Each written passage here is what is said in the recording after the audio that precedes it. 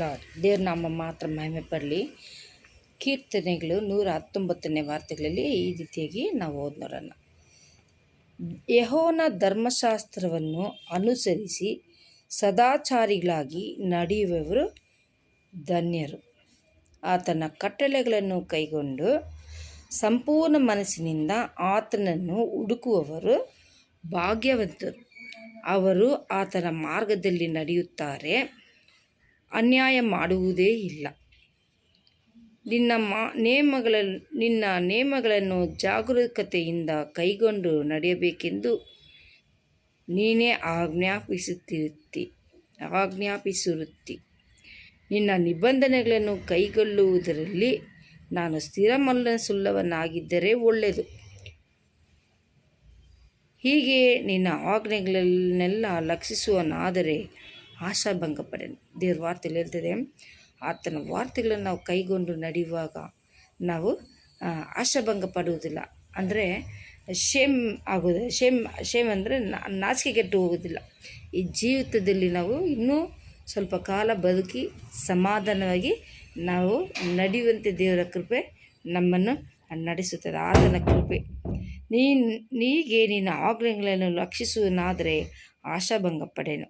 ನಾನು ನಿನ್ನ ನೀತಿ ವಿಧಿಗಳನ್ನು ಕಲಿತಾಗಲ್ಲ ನಿನ್ನನ್ನು ಯಥಾರ್ಥ ಹೃದಯದಿಂದ ಕೊಂಡಾಡುತ್ತಾ ಹೋಗುವೆನು.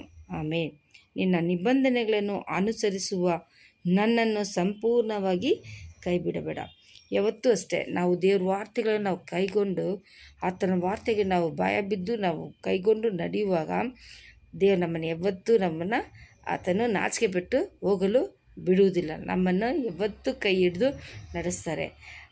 ನಮಗೆ ಯಾವುದೇ ಕೇಳಿರಲಿ, ಯಾವುದೇ ಕಷ್ಟ ಇರಲಿ, ಯಾವುದೇ ತೀರಿಸಲಾರಂಥ ಒಂದು ದುಃಖ ಇರಲಿ, ಎಲ್ಲದನ್ನು ದೇವರು ನೀಗಿಸಲು ಶಕ್ತನಾಗಿದ್ದಾನೆ. ಯಾಕಂದರೆ ಆತನ ವಾರ್ತೆಗಳನ್ನು ನಾವು ಕೈಗೊಂಡು ನಡೆಯುವಾಗ ನಾವು ನೀತಿವಂತ ಮಕ್ಕಳಾಗ್ತೇವೆ, ಪಾಪದನ್ನು ಬಿಟ್ಟು ಹೋಗುತ್ತೇವೆ, ಪರಿಶುದ್ಧವಾಗಿ ಜೀವಿಸ್ತೇವೆ.